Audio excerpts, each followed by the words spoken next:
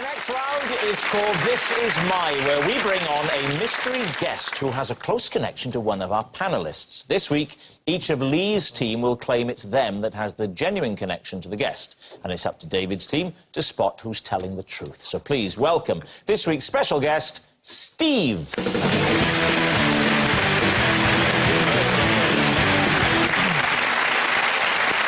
Welcome, Steve. So, Hugh, first of all, what is Steve to you? This is my friend Steve, who rescued me when I got stuck in a cave looking for bats. Rufus? This is my friend Steve, and together we have visited every pub inside the M25 called the Red Lion, apart from 4 of them. Right. And, Lee, how do you know Steve? This is Steve, and we once went camping together when we were in the Scouts, and we woke up to find that someone had stolen our tent. David's team, where to begin? So when was this camping trip, Lee? This camping trip was, I would have been about 13, 12, I think, 12. How old was Steve? Steve was about, I don't know...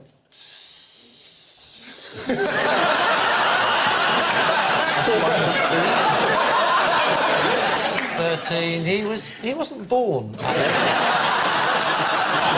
what made the whole thing awkward. No, he was about 7 or 8. So you were 12 or 13. He wasn't in the Scouts. He was just a 7-year-old you'd brought along.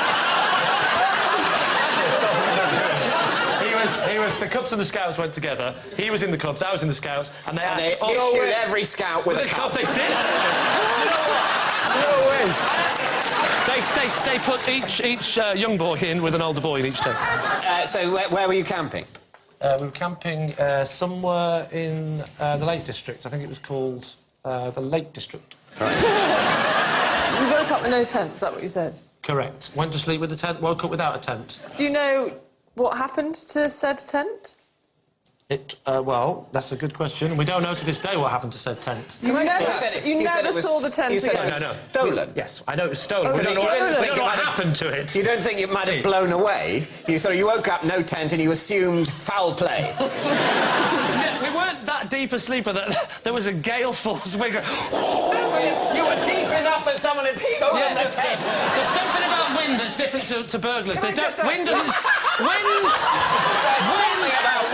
that's different to burglars. Now, there I agree with you. Now, if that was what you were asserting, that and that alone, I would say you were telling the truth. However, there's more to this story. Wind does not sneak up on you. Can I ask a question? Well... Did this tent not have a built-in ground sheet? No, it did not. Because otherwise, it would have been, this is Steve, and we were once kidnapped.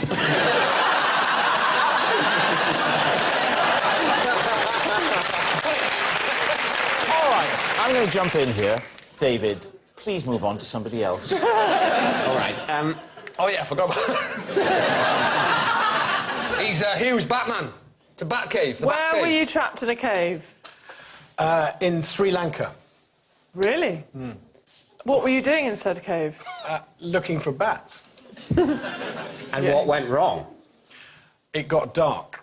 Don't bats live in the dark? Yes, but when I went into the cave, there was quite a bit of sunlight coming into the entrance and actually going quite far into the cave. And I just sort of went as far as I thought was safe, but then the sun went over a ridge outside the cave and it suddenly got very dark and I'd gone further into the cave than I thought. But then Steve wandered past. So has anybody seen a tent?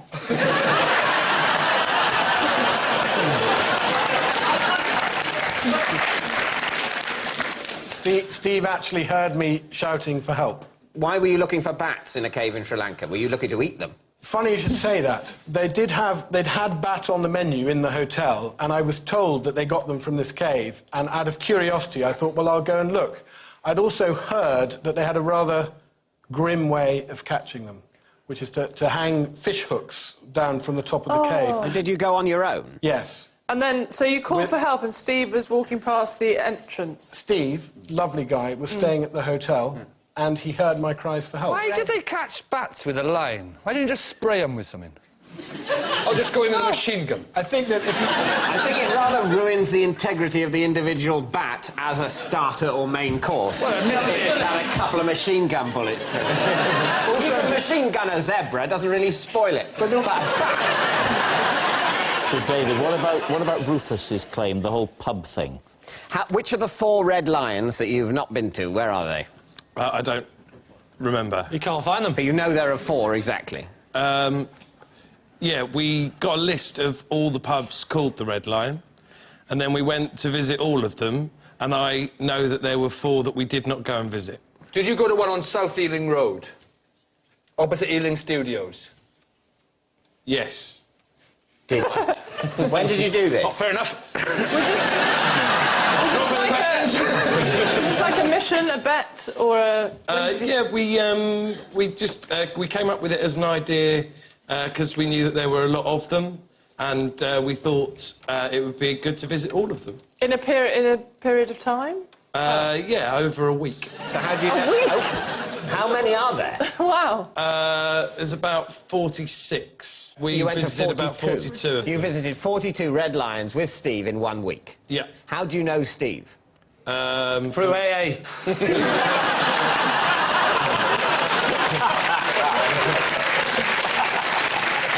We went to school together. Right. So, David's team. Is Steve Hugh's caveman, Rufus's pub crawler, or Lee's camping friend? Lee is definitely the least believable, I think. The others so- two are quite believable. Yeah. No, I don't believe Rufus at all. Rufus has got a bit of edge to him. Steve looks so sweet and presentable. I don't think he'd be in this weird Rufus world. He does look sweet, does he? Looks like a little cub. Yeah. Well, for me, I'm believing Hugh. I am too. I believe Hugh. Am I even getting a look in here? No. And obviously, if it turns out you're true, then super. You're saying it's Hugh. Hugh Bat Saviour. OK. So, Steve, would you please reveal your true identity? Well, I'm Steve. I'm Rufus's best friend. And together, we visited all of the pubs called the Red Lion inside of the M25, apart from 4. Steve, everybody. At the end of that round, David's team have 4 points, Lee's team have 2.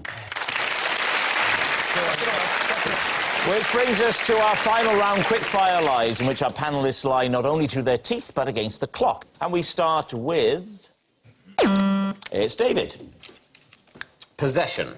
Ah, OK. Out with the box. This is my bloody tent. This is the... I'll hold it for you. Thank you. This is the cricket ball with which I bowled out Jeremy Clarkson at a charity cricket match. There we are. What Lee. sort of ball was it? Was Can it we see the ball? a leg spin? Don't give him multiple choice. No, it was just sort of medium pace. Go on. Ready? What are you expecting to see? Well, there's a couple of things. Firstly, how long ago was this charity match? It was 2 years ago, I think. Because that... What, are you checking the serial number? No, I was looking to see how bashed around it was, where the splits were, if it looked like it had been hit. I mean... Don't eat it. I'll tell Can you you... show us your bowling action, David? Yes, all right. Start with a good catch. Watch out, Miranda. Can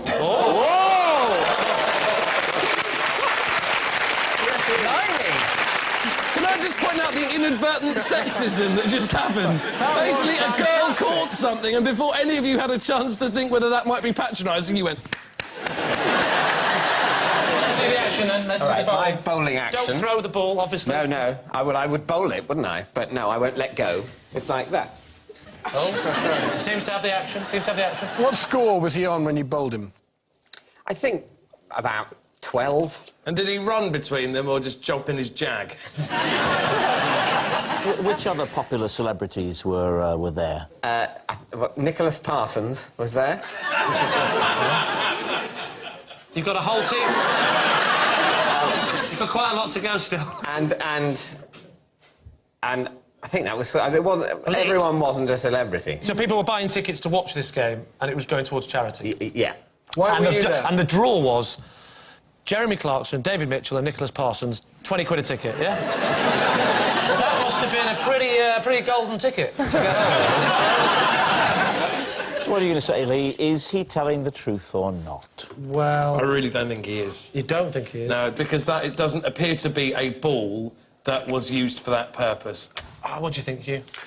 I think it might be true, actually. I think So there's you- enough truth there. You think it's a lie, you think it's true? I think it's a lie. You say it's a lie. David, were you telling the truth or was it a lie? It is a lie. Oh, it was a lie. Yes, David did not bowl out Jeremy Clarkson at a charity cricket match. Of course it's a lie. I mean, given the chance to hurl a cricket ball towards Jeremy Clarkson, who among us could honestly say they'd aim at the stumps? Next. It's Lee. Looking forward to this. I trained for last year's Paris Marathon, but pulled out when a doctor advised me that one of my legs is shorter than the other. David, what do you think? Why did you train for the Paris Marathon? Because I couldn't get into the London Marathon. Why? One leg shorter than the other. Because it was full. What time of year is the Paris Marathon? About April. About April. About the same time as the London Marathon, then. Are they on the same day? Yeah. Do they clash? How embarrassing. So you mean the London Marathon was full? It was a man dressed as a pig. It doesn't mean he's a man who's dressed as a pig that hasn't applied early. Yeah. They weren't going. We can't get enough people to fill this. Go up to the fields and try and rope some pigs into it. Hello, pig. Yeah, we'll send one down. We'll send one down, no problem. What made you go to the doctor? Did you have an injury? Did you feel pain? What I was... did. I felt pain during the training and I said... Where was the pain? in my leg.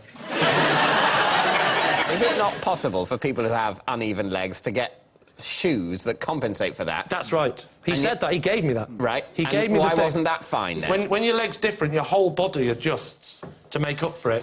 And it was so different. It would have to be like a stiletto and a trainer. He said, I'll give you the thing to put in your shoe, which will help you do some regular exercise, but your marathon days are over. OK, so, David, what are you going to say? Do you think he's telling the truth? Lie. Why? Oh, I believe it. Thank you, Miranda. Thank you. So, truth from Miranda, I do, lie yeah. from David. I think it could be true, but I think if he'd really wanted to do it, you could have done it. All right, I'll rephrase it, OK? I trained for last year's Paris Marathon, but pulled out when a doctor advised me that one of my legs is shorter than the other. He did say, well, actually, if you really tried hard, you could probably do it, but I'm a lazy bastard.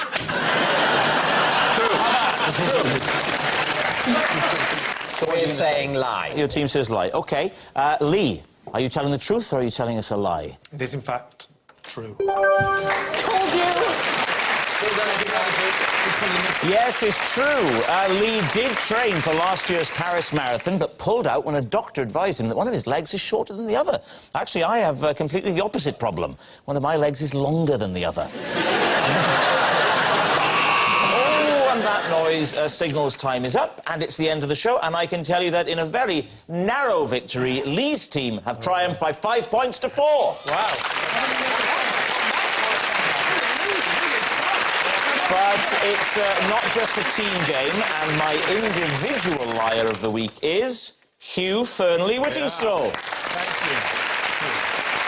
you. Yes, Hugh Fernley-Whittingstall, who hasn't served up such a variety of porky pies since his last TV show. Goodbye.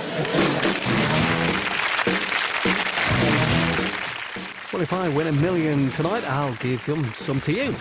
That's another lie, by the way. It's the National Lottery draws next. Then one call you really don't want to get. Naomi Watts unravels the mystery of The Ring, film horror, in 10 minutes. And there's plenty of great live music and mud as BBC 3 comes from the Reading Festival.